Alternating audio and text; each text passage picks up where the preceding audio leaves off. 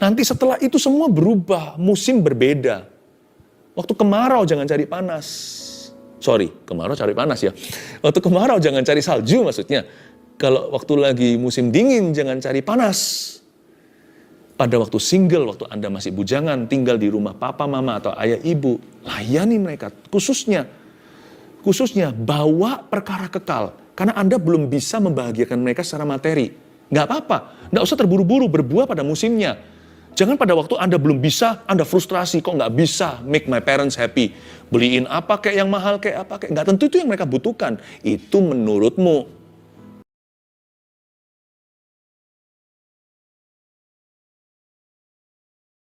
Dan ajari kami untuk dengar-dengaran denganmu. Sampaikan sabdamu, sembunyikan hambamu di balik salib, kayu salib yang kasar itu. Sembunyikan aku. Dalam nama Yesus. Amin. Haleluya. Puji Tuhan. Mari kita sama-sama mengambil catatan dan Alkitab yang sudah kita persiapkan. Kita akan belajar firman Tuhan hari ini. Saya berikan judul, Anda catat ya. Pelajaran berharga dari Ishak untuk kita. Ya, ini Bapak Ishak, putranya Abraham, papanya Esau Yakub. Pelajaran berharga dari Ishak untuk kita. Sadarkah kita bahwa kejadian-kejadian di Alkitab itu ditulis untuk pembelajaran kita, agar supaya kita diberkati. Jadi pengalaman hidup orang lain itu adalah guru, supaya kita sendiri nggak perlu melalui kesalahan mereka. Nah, kejadian di firman Tuhan semuanya itu betul-betul diceritakan gamblang. Benar salah mereka Tuhan tidak tutup-tutupi, Roh Kudus inspirasi. Supaya Anda dan saya jadi smart. Lebih tepatnya jadi berhikmat. Mari kita sekarang baca. Ini langsung cerita tentang Yakub ketika diberkati Ishak sebagai anak sulung. Yakub yang mencuri berkat dari si Esau itu. Tapi saya mau fokus ke Ishak. Pelajaran berharga apa yang kita bisa petik untuk hidup kita hari ini? Apa yang relevan sehari-hari? Ketika Ishak sudah tua, Kejadian 27 ya, saya udah beritahu belum tadi. Kejadian 27 ayat 1 ya. Ketika Ishak sudah tua dan matanya telah kabur, sehingga ia tidak dapat melihat lagi, dipanggilnyalah Esau, anak sulungnya, serta berkata kepadanya, "Anakku." Saud Esau, "Ya Bapa." Berkatalah Ishak, "Lihat, aku sudah tua. Aku tidak tahu bila hari kematianku. Maka sekarang, ambillah senjatamu, tabung panah dan busurmu. Pergilah ke padang, dan burulah bagiku seekor binatang. Olahlah bagiku makanan yang enak, seperti yang kugemari. Sesudah itu bawalah kepadaku, supaya ku makan, agar aku memberkati engkau sebelum aku mati." Ini kan harusnya bagus ya, Papa yang peduli. Tapi kalau Anda dan saya teliti, di sini ada sebuah kesalahan besar yang Ishak hampir lakukan, yaitu memberikan berkat kepada orang yang Tuhan bilang dia bukanlah pewaris berkat itu. Sekalipun si Esau itu anak yang sulung, tapi Tuhan sudah berfirman. Saya jelaskan dulu satu persatu ayat per ayat ya. Ayat pertama, ketika Ishak sudah tua dan matanya telah kabur. Jadi Ishak ini umur berapa? Dia berumur 137 tahun ketika kejadian ini terjadi. Ketika Ishak sudah tua dan matanya telah kabur, saya bisa mengerti. Kalau orang itu sudah tua, lanjut sekali usianya, jangankan 137. Umur 80 aja pendengaran mulai berkurang atau mata mulai kabur. Ini sudah lebih dari 100 tahun. Jadi Ishak ini hidup sampai umur 180. Sejarah mencatat dan Alkitab juga menuliskannya. Dari 137 ke 180, dia masih hidup 43 tahun lagi setelah itu. Jadi kejadian ini sebenarnya bukan pada saat dia hampir mati. Dia masih hidup lagi cukup lama setelahnya. Tapi dia nggak bisa resiko, karena dia sudah tua. Kalau sudah umur segitu, kapan saja. Zaman dulu orang hidup lebih lama. Zaman itu ya. Tapi meskipun demikian, mereka juga nggak pernah dapat kepastian kapan akan dipanggil Tuhan. Panggil pulang ke rumah Bapa maksudnya. Ishak ini sudah tua, matanya sudah kabur. Tapi dia berkata di ayat 2, berkatalah Ishak, "Lihat, aku sudah tua. Aku tidak tahu bila hari kematianku." Menurut saya sih bijaksana. So far so good di 2 ayat ini. Dia kepingin menata rumah tangganya. Ya. Dia mau tulis surat wasiat. He wanted to write his will. Ya. Dia mau settle affairs of his household. Dia mau mempersiapkan setelah kepergian. Menurut saya ini orang tua yang sangat bijaksana. So far so good sih. Malahan hari-hari ini kita itu nggak punya persiapan. Jangankan anak muda. Seringkali kita tuduh orang muda itu nggak punya persiapan hidup. Siapa bilang? Orang tua kadang-kadang melakukan hal yang sama, serupa atau lebih fatal. Kalau orang muda tidak mempersiapkan masa depan, kita yang semakin hari semakin tua tidak mempersiapkan keturunan. Kita tidak mempersiapkan orang-orang yang selanjutnya. Kita hidup untuk generasi kita. Saya jadi ingat Hizkia. Hizkia didatangi Yesaya. Nabi seperti ini pasti tidak disambut welcome. Kan kita suka sekali kalau kedatangan Nabi itu dapat nubuat atau nubuatan yang indah-indah. Tapi Nabi ini datang dan berkata, "Hei Raja, you akan meninggal dunia. Rapikan rumah tangga. Tolong settle your affairs. Urusan-urusan itu loh dibuat beres. Nanti kalau mati jadi kacau balau. Write your will atau tulis surat wasiat. Jadi semua orang jadi tahu, nggak tabrakan nanti di lapangan." Hizkia nangis kan, kita semua tahu ceritanya di Perjanjian Lama, di kitab Raja-Raja. Lalu dia menghadap tembok, mewek di depan Tuhan. Tapi Tuhan dengarkan, Tuhan itu cinta. Dikasih tambah 15 tahun hidupnya. Ya itu cerita lain kali, nanti saya akan bahas itu ya. Tapi intinya adalah, Tuhan itu baik. Memberitahu kepada seseorang sebelum dia mati, supaya nanti jangan yang terpongah-pongah. Pongah-pongah adalah generasi berikutnya. Atau nanti segala sesuatu ditinggalkan untuk orang yang tidak siap untuk hal itu. Jangan-jangan yang kita tinggalkan nanti hutang, piutang. Jangan-jangan yang kita tinggalkan adalah dosa. Berapa banyak orang seperti macan tutul mati meninggalkan tutulnya. Orang berdosa mati meninggalkan dosanya. Jangan sampai hidup bagi generasimu sendiri. Hari-hari ini saya mendapat rema waktu saya belajar soal Ishak yang sudah tua. Meskipun bukan pas mendekati kematian, dia masih hidup cukup lama, dia nggak bisa resiko. Dia cepat-cepat tata rumah tangganya. Ini bijaksana, ada sebuah rema yang saya dapatkan, pelajaran berharga dari Ishak untuk kita, baik yang muda maupun yang tua, termasuk yang tua apalagi kita semua nih. Saya sih semakin hari semakin tua juga. Saya bukan before 30, jadi semua harus saya pikirkan jauh hari. Untuk gereja, untuk keluarga, untuk orang lain. Ya. Nomor 1, ini rema itu. Tulislah ini, rapikan urusan rumah tangga selagi bisa. Saya rasa Roh Kudus sedang berbicara kepada beberapa orang, atau tepatnya lebih kepada banyak orang. Beda-beda sih, tiap orang aplikasinya, tetapi pokoknya, rapikan rumah tangga Anda selagi bisa. Nggak tentu bicara soal tua loh ya. Kalau mau melayani Tuhan itu sekarang, jangan tunggu nanti stroke, lalu kita janji-janji dan berkata kalau Tuhan sembuhkan, aku akan melayani. No. Melayani kalau masih mampu. Mengasihi kalau masih ada waktu. Mengampuni selama masih diizinkan. Kita hidup di dalam pengampunan supaya nanti dosa kita pun diampuni oleh Tuhan kalau ketemu Tuhan suatu hari muka dengan muka. Ya. Tapi juga berarti rapikan urusan rumah tangga Anda selagi bisa. Sebuah rema untuk para ayah. Mungkin anak-anaknya masih kecil. Pikirkan jauh hari. Kadang-kadang kita ini lucu. Kita ngaku kalau kita ini kerja untuk anak. Kita persiapkan semua kecuali anaknya. Kok bisa ya? Kita orang-orang timur, itu kan orang-orang Asia, apalagi orang Indonesia, selalu mikir apa-apa untuk anak kan. Tapi lucunya, semua dipersiapkan seputar anak itu, tapi anak itu nggak pernah dipersiapkan, anak itu nggak pernah diajak bicara, anak itu nggak pernah dikasih wejangan, nggak pernah dikasih masukan, melulu hanya dikasih rotan. Atau bahkan lebih parah dari itu, diacuhkan. Semua di-prepare, tetapi yang inti malah diabaikan.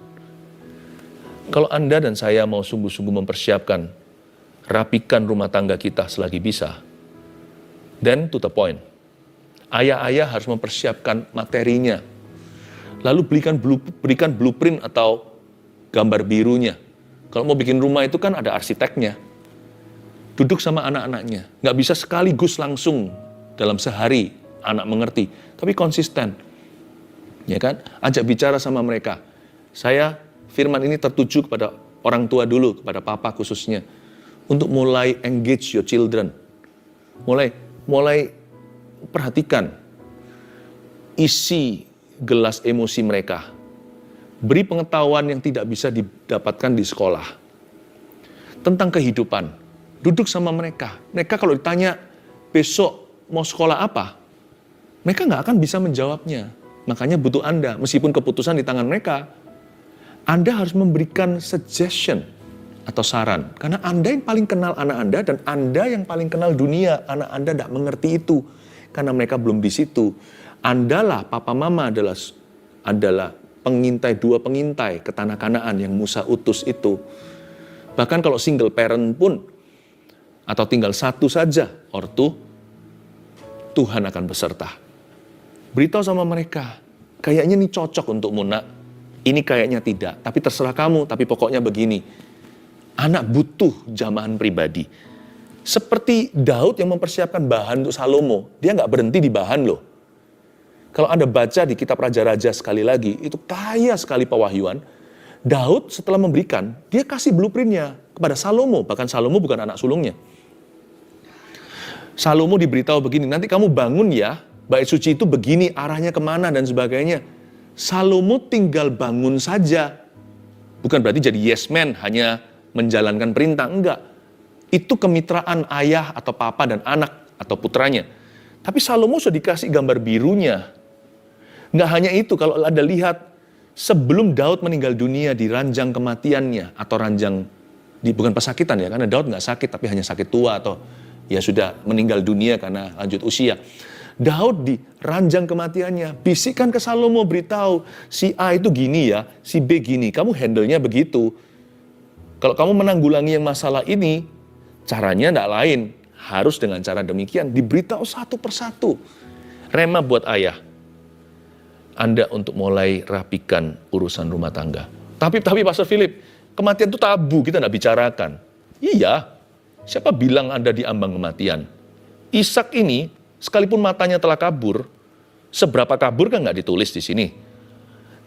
Dia itu masih umur 137, masih. Karena dia nanti hidup sampai 180. Dari sini ke situ masih ada 43 tahun lagi. Cukup lama loh, 43 birthdays. Atau 43 kali happy birthday to you. Tapi nggak bisa resiko. Harus rapi tuh rumah tangga. Untuk ibu juga sama. Mama nih, mama punya jamahan pribadi yang berbeda dengan ayah. Seorang ibu itu jadilah seperti mamanya Lemuel. Mama Lemuel Raja Masa. Kalau Anda mengira Amsal ditulis Salomo semua, salah. Saya nggak tahu si Lemuel itu siapa, apakah nama samaran Salomo atau enggak, pokoknya itu nama lain. Amsal 31 termasuk di dalamnya itu loh, pujian pada istri yang cakap, ya kan? Wanita yang cakap, wanita yang takut akan Tuhan itu seperti permata. Itu ditulis oleh seorang mama untuk anaknya, atau wejangan seorang ibu kepada putranya. Ada banyak hal yang Anda harus persiapkan dalam perjodohan putra maupun putri Anda, masa depan mereka, hubungan mereka dengan sesama. Menurut saya kalau zaman mama turun tangan ya, lebih sedikit pornografi yang akan digandrungi oleh anak-anak muda. Termasuk ayah yang harus turun tangan sama-sama. Saya dorong Anda ya, saya rasa pesan hari ini bukan hanya untuk orang tua ya. Jadi yang anak-anak muda jangan gigit jari. Ini persiapan untuk Anda suatu hari nanti, tetapi bukan hanya itu. Anak-anak muda juga punya tugasnya, rapikan urusan rumah tangga. Selagi bisa, maksudnya apa? Nanti sebelum Anda sendiri berumah tangga. Dulu saya tinggal di rumah papa mama. Saya bisa jaga mereka secara pribadi, beliau berdua. Sekarang saya punya keluarga sendiri. Maka saya nggak bisa seperti dulu, meskipun semakin indah. Tetapi pasti ada bedanya.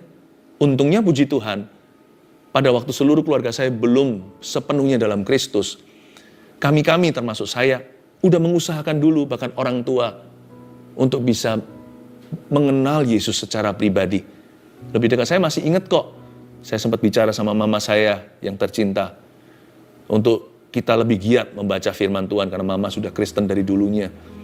Saya masih ingat waktu bersama dengan papa berdoa, ketika beliau menerima Yesus, saat kami membawa Injil dari anak ke ayah dengan kasih. Saya masih ingat, untungnya itu semua terjadi waktu saya single, atau sebelum hari ini saya sibuk sekali. Nanti setelah itu semua berubah, musim berbeda. Waktu kemarau jangan cari panas. Sorry, kemarau cari panas ya. Waktu kemarau jangan cari salju maksudnya. Kalau waktu lagi musim dingin jangan cari panas. Pada waktu single, waktu Anda masih bujangan, tinggal di rumah papa, mama, atau ayah, ibu, layani mereka. Khususnya bawa perkara kekal. Karena Anda belum bisa membahagiakan mereka secara materi. Nggak apa-apa, nggak usah terburu-buru berbuah pada musimnya. Jangan pada waktu Anda belum bisa, Anda frustrasi, kok nggak bisa make my parents happy. Beliin apa kayak yang mahal kayak apa kayak. Nggak tentu itu yang mereka butuhkan. Itu menurutmu. Tapi apa yang Anda bisa berikan? Nanti suatu hari Anda mampu belikan barang mahal pun Anda nggak bisa berikan itu. Selama masa Anda tinggal di rumah mereka. Kasih apa yang Anda sanggup berikan hari ini. Yang dari Tuhan itu. Rapikan rumah tangga, urusan rumah tangga. Selagi bisa. Nggak gitu, sebanyak orang itu hidup hanya untuk masa depan gitu loh. Oh, mimpinya. Tapi yang sekarang diabaikan. Seperti saya katakan tadi, seputar anak disiapkan. Anaknya sendiri nggak peduli. Udah nanti. Atau orang hidup di masa lalu, itu lebih payah lagi. Dia nggak bisa lihat masa kini, masa depan. Dia terus menyesali. Orang seperti itu nggak bisa maju. Tapi Tuhan mau Anda hidup di masa kini, dan melihat masa depanmu. What should you prepare? Apa yang harus Anda persiapkan? Beberapa orang perlu kembali sekolah. Kalau masih bisa. You prepare. Let's prepare not only. You know, some people say, ada beberapa orang yang pernah berkata gini, saya sih siap mati. Ketika kenal Yesus sudah siap meninggal setiap saat saja. Jangan cepat-cepat, tetapi kita siap segala waktu. Mengapa? Karena dalam Kristus hidup adalah Kristus, mati adalah keuntungan. Tapi banyak orang nggak siap loh untuk masa tua. Apa ya kadang-kadang hari-hari saya renungkan, apa yang harus saya persiapkan untuk masa tua saya ya? Jikalau Tuhan izinkan saya hidup selama itu. Apa yang harus saya prepare ya? Saya ingin sekali memprovokasi dengan cara yang baik. Pikiran-pikiran yang Anda pendam atau selama ini Anda anggap tidak penting. Karena Tuhan ingin memberi Anda masa depan penuh pengharapan, maka masa kini harus penuh persiapan. Tangkap itu.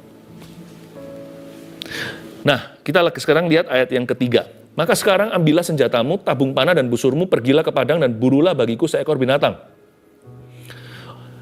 Olahlah bagiku makanan yang enak seperti yang kugemari. Sesudah itu bawalah kepadaku supaya kumakan, agar aku memberkati engkau sebelum aku mati. Nah, disinilah kesalahan. Ayat 3, biasalah instruksi kepada Esau yang suka berburu. Ayo ambil senjatamu, tangkaplah hewan hutan, lalu nanti masakkan dengan cara yang aku paling suka. Mau kare kek, atau pakai, nggak tahulah bumbu apa yang dia suka. Supaya aku makan. Nah, di sini kesalahannya. Agar aku memberkati engkau sebelum aku mati. Pastor Philip, apa salahnya sih memberkati? Karena Ishak memberkati sesuatu yang merupakan sebuah kelancangan. Dan dia tahu. Nah, saya harus buka cerita ini. Karena Alkitab tidak silent. Alkitab itu tidak diam dan menutupi. Bahkan Daud salah sama Batsheba pun dibuka di dalam firman. Ishak juga sama. Dia hendak melakukan sesuatu yang Tuhan bilang jangan. Dia melanggar tatanan. Tulis dulu poin nomor 2. Jangan menentang kehendak Tuhan yang dinyatakan. Nah, Ishak hampir melakukan itu atau sedang melakukan yang demikian. Tapi Tuhan mengalahkan dia. Atau lebih tepatnya Tuhan menggagalkan plannya. Mengapa? Karena Tuhan pernah bicara ketika dua anak yang namanya anak kembar itu Esau dan Yakub di dalam kandungan Ribka, kan mereka bertolak-tolakan. Saya nggak tahu apa yang dirasakan oleh seorang mama. Pokoknya gejolak luar biasa sampai Ribka berkata, kalau begini aku nggak mau hidup. Buat apa aku hidup? Karena bayi di dalamnya itu dua-dua bertolak-tolakan. Lalu mereka, dikatakan di pasal sebelumnya, 2 pasal sebelumnya, tepatnya pasal 25, mereka itu berdoa kepada Tuhan, Ribka. Tapi kalau Ribka doa ya pasti Ishak juga berdoa. Wong Ishak lah yang mendoakan agar Ribka itu mengandung kok. Lalu diberi Tuhan twins atau diberikan anak kembar. Nah, ketika mereka berdoa meminta petunjuk Tuhan, datanglah firman Tuhan. 25, Kejadian 25, ayat 23, nggak usah dibuka, nanti buka sendiri. Kira-kira begini bunyinya. Tuhan berfirman, di dalam kandunganmu itu, di dalam rahimmu ada 2 bangsa. 2 suku bangsa akan berpencar dari sana. Satu suku bangsa akan lebih kuat daripada suku bangsa yang lainnya, dan yang tua akan menjadi hamba yang lebih muda. Udah jelas dari awal. Sebelum Yakub maupun Esau, dua-duanya bisa berbuat baik atau berbuat jahat. Tuhan sudah menentukan, nanti hak kesulungan itu bukan by usia. Hak kesulungan itu by pilihan. Dan pilihan Tuhan jatuh kepada Yakub, sebelum dikasih nama Yakub, tapi pilihan Tuhan jatuh kepada yang muda yang akan menjadi tuan terhadap yang tua. Suku yang satu ini akan lebih kuat dari suku satunya. Lalu keluarlah Esau, gitu. Sebagai bayi kemerah-merahan, makanya dikasih nama Esau. Waktu Yakub keluar, pegang tumit kokonya. Makanya dikasih nama Yakub. Masa Ishak nggak tahu? Saya aja mencatat, saya sebagai orang yang tidak sekenal Tuhan seperti Bapak Abraham, Ishak, Yakub aja, saya aja mencatat apa yang Tuhan katakan dalam hidup saya. Bukan hanya di memori, saya catat beneran. Tanggal berapa Tuhan ngomong apa sama saya. Apa yang dinyatakan, saya nggak akan sia-siakan. Karena saya tahu Tuhan minute atau Tuhan serius dengan itu. Dan Tuhan udah menyatakan sama Ishak, dia tahu kok. Dia tahu. Tapi dia mau menentang kehendak Tuhan. Siapa tahu Tuhan berubah pikiran. Dia mencoba melawan takdir yang dinyatakan. Bukan berarti saya percaya takdir lalu kita nggak berbuat apa-apa, bukan. Tetapi ini jelas-jelas Tuhan sudah menyatakannya kepada mereka berdua, suami istri. Belum lagi si Esau itu sudah kelihatan nampak, bukanlah orang pilihan. Mau tahu kenapa? Karena Esau mengambil 2 perempuan Kanaan sebagai istrinya. Bukankah Ishak sendiri mengerti bagaimana Abraham mengusahakan jodohnya, yaitu Ribka? Itu Abraham kirim hambanya yang paling tua, yang paling dipercaya di seluruh rumah tangganya untuk pergi ke rumah kampung halamannya untuk cari seorang istri dengan wanti-wanti, dengan sebuah peringatan keras. Jangan membawa Ishak kembali ke situ, dan dengan peringatan lebih keras lagi, jangan ambil perempuan Kanaan. Mengapa kok perempuan Kanaan nggak boleh? Karena mereka tidak seiman, gitulah ya bahasa simpelnya. Dan mereka itu punya value atau nilai yang duniawi yang beda sekali dengan umat pilihan Allah. Nggak bisalah minyak dan air itu bersatu. Ishak mendengar itu, tahu prosesnya. Abraham sangat-sangat anti, jangan sampai anaknya kawin salah. Kok sekarang dia lihat Esau ambil 2 lagi perempuan Kanaan, dan itu menjadi kepedihan hati papa mamanya, karena Alkitab mengatakan demikian di pasal sebelumnya. Masa dia nggak bisa lihat? Dia tahu jelas. 1 thing goes wrong, 2 thing goes wrong. 1 hal salah, 2 hal salah, 2, 3 hal salah. Bukan tanpa saksi kalau Tuhan itu memberi pewahyuan. Tapi dia menentang itu. Satu lagi bukti ya, kenapa dia menentang Tuhan adalah, dia diam-diam melakukan ini. Dia diam-diam beritahu sama Esau, kamu ambil senjatamu, coba kamu minimal dapat rabbit kek, atau mungkin dapat kijang atau apa, masakkan papa, dibawa masuk ke kemah. Perkara begini ini perkara besar, sedangkan sunat saja di dalam kebudayaan Yahudi itu seperti dirayakan seluruh rumah tangga besarnya, apalagi jikalau putra mahkota. Itu betul-betul menjadi sebuah milestone atau sebuah titik, seperti orang itu punya bayi 1 bulan dirayakan, atau bagi-bagi kue atau apa gitu ya, berapa kebudayaan kan begitu. Atau nanti Sweet 17 kalau di Amerika Sweet 16. Itu adalah sesuatu yang sangat penting. Kenapa dia diam-diam? Dia sungkan kali sama istrinya, karena sama-sama dapat pewahyuan, tapi satu mau diam-diam melanggar. Ini kurang mulia dari Bapak Ishak sebenarnya. Karena hal seperti ini harusnya seluruh keluarga punya urusan. Ini harusnya menjadi publik, diumumkan di dalam rumah tangganya. Tapi dia diam-diam. Dari sini saya tahu bahwa he knew in his heart this was the wrong thing to do. Dia tahu di dalam hatinya ini adalah perkara yang salah. Tapi nggak fair kalau saya hanya tunjukkan kegagalan Ishak. Kita semua juga punya banyak kegagalan. Sekarang saya tunjukkan kehebatannya. Mengapa dia salah satu patriarchs atau salah satu daripada bapak-bapak Israel. Nah, saya sekarang ajak Anda melompat ya. Ceritanya, singkat cerita ya. Ini akhirnya terjadi drama luar biasa. Berkat itu tercuri dari Esau ke Yakub. Sekarang kita langsung melihat di ayat yang 30 sampai 33. Setelah Ishak selesai memberkati Yakub, oke? Dan baru saja Yakub keluar meninggalkan Ishak ayahnya, pulanglah Esau kakaknya dari berburu. Ia juga menyediakan makanan yang enak lalu membawanya kepada ayahnya. Katanya kepada ayahnya, "Bapa, bangunlah dan makan daging buruan masakan anakmu agar engkau memberkati aku." Tetapi kata Ishak, ayahnya kepadanya, "Siapakah engkau ini?" Sahutnya, "Akulah anakmu, anak sulungmu, Esau." Esau, Pa, Esau. Lalu terkejutlah Ishak dengan sangat, serta berkata, "Siapakah gerangan dia yang memburu binatang itu dan yang telah membawanya kepadaku? Lalu tadi siapa loh? Aku telah memakan semuanya sebelum engkau datang dan telah memberkati dia. Too late, terlambat, aku sudah mengucapkan berkat. Dan dia akan tetap orang yang diberkati." Garis bawahi kata, "dan dia akan tetap orang yang diberkati." Ini mulianya Ishak. Tapi sebelumnya saya tunjukkan reaksinya. Ayat 33, lalu terkejutlah Ishak dengan sangat. Kata terkejutlah Ishak dengan sangat itu kalau disinetronkan, itu seperti jeng jeng begitu. Lalu sampai episode berikutnya, sampai orang gatal-gatal, ini gimana nih berikutnya? Itu dia trembling greatly. Bayangin orang seusia itu, dia gemetar, mungkin berapa gelasnya berjatuhan. Aduh, siapa itu tadi? Mungkin beberapa mejanya terbalik. Lalu dia mungkin hampir jatuh, hampir saja terlempar dari sofanya, mungkin begitu ya. Dia gemetar, trembling greatly.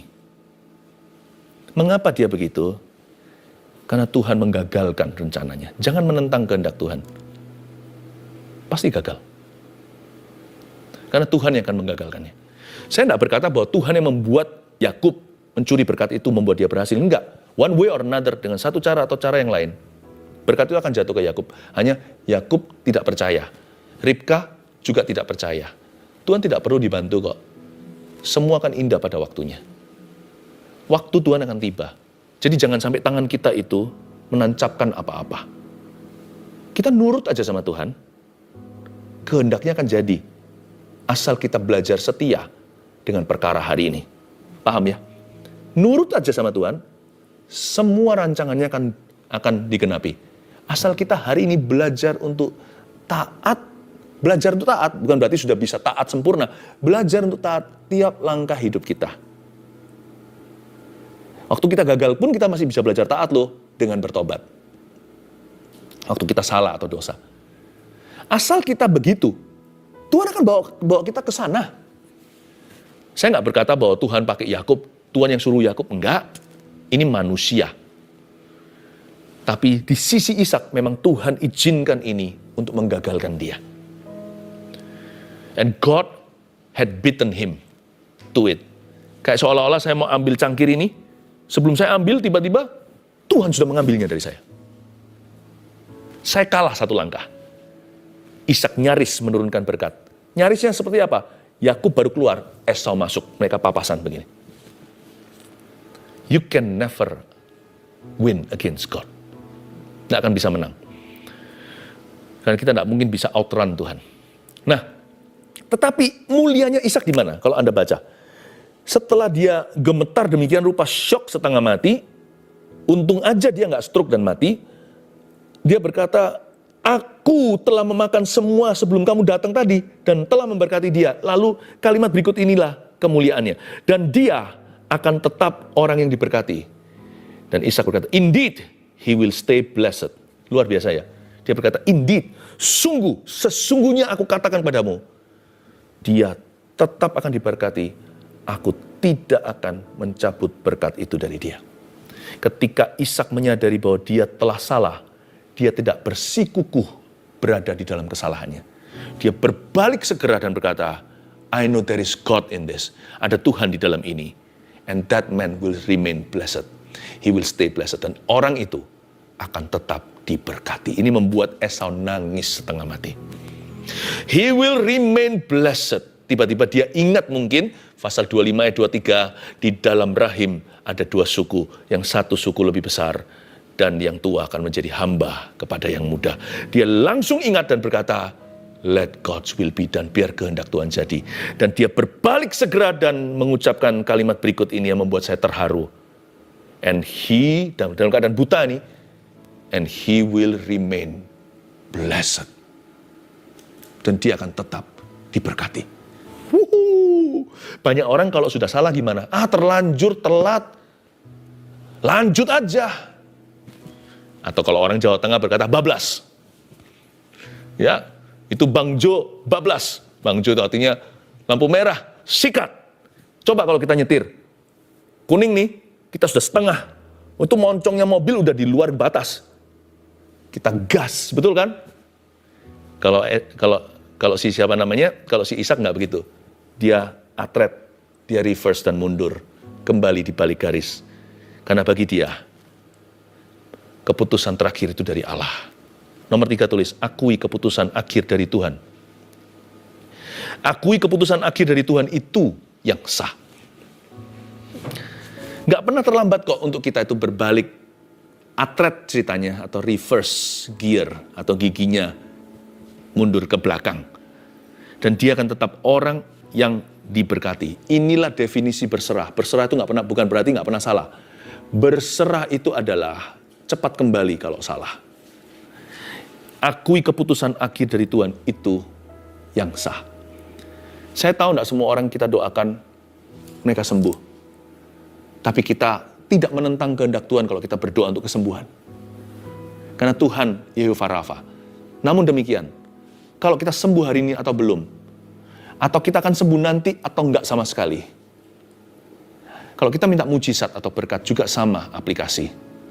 Jikalau pada akhirnya, apapun result atau terakhir hasilnya, kita harus bisa menerima keputusan akhir Allah. Akuilah bahwa keputusan akhir yang dari Tuhan itulah yang sah dalam kehidupanmu. Berapa banyak orang punya cita-cita begini, aku mau begini. Perjalanannya beda. Tapi ujungnya, jangan jadi orang yang nanti kecewa sama Tuhan lalu mati, masuk neraka. Kita harus bisa menoleh dan berkata, it is well with my soul. Tenanglah jiwaku, semua baik-baik. Kehendak Tuhan, bukan kehendakku, terjadilah. Kalau kita bisa begitu, kita orang yang paling plong. Saya kagum sama Bapak Ishak. Dia juga pernah kedagingan. Tetapi saya lihat rohnya dia itu benar di hadapan Allah. Dia berkata, and he will remain blessed. Dia tidak retract atau tidak mengambil kembali berkatnya. Dan dia tidak bersikuku dalam kesalahannya. 3 hal ini yang kita bisa pelajari dari Bapak Ishak hari ini. Terapkan dalam hidupanmu rema-rema dari Roh Kudus ini. 1, rapikan urusan rumah tangga selagi bisa. Oke? 2, jangan menentang kehendak Tuhan yang dinyatakan. Don't even think about it. Bahkan jangan dipikirkan. Jangan coba-coba ke arah situ. 3, akui keputusan akhir dari Tuhan itu yang sah.